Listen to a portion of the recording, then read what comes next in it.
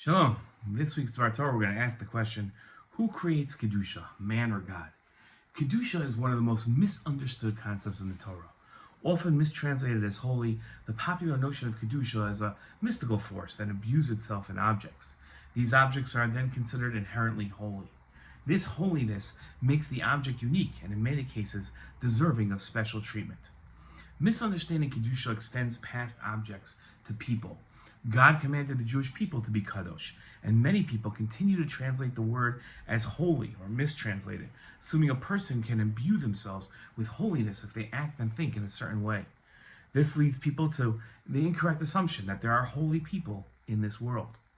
At the start of this week's Torah portion, God commands the Jewish people, "Let them make me a sanctuary, that I may dwell among them," a mikdash.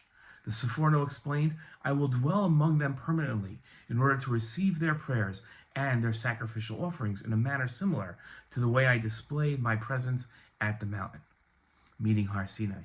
If Kedushah was a mystical force that is inherently imbued in objects, listen to this argument, it would be unnecessary for the Jewish people to build a sanctuary, a mikdash, for God to dwell in.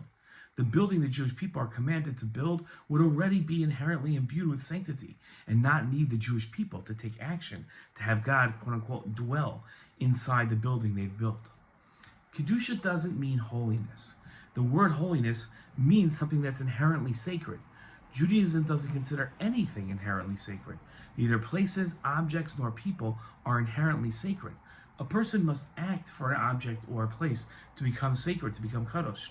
It's the person that makes the object sacred. For example, a Torah scroll isn't inherently sacred. It requires a scribe with the proper intentions to imbue the scroll with sanctity. If a heretic wrote a perfect Torah scroll, it doesn't become sacred, not kadosh. In fact, we destroy that Torah. A person makes themselves kadosh when they act in a sacred way. Every human being can reach this level and be as kadosh as Moshe himself. Even the land of Israel didn't become kadosh until Joshua, Joshua, and the Jewish people crossed the Jordan River and conquered the land. The kedusha they imbued in the land was temporary and didn't imbue the land itself with permanent sanctity until the Jewish people returned to the land with Persia's permission to build the second temple and reconstitute the second commonwealth of the Jewish people.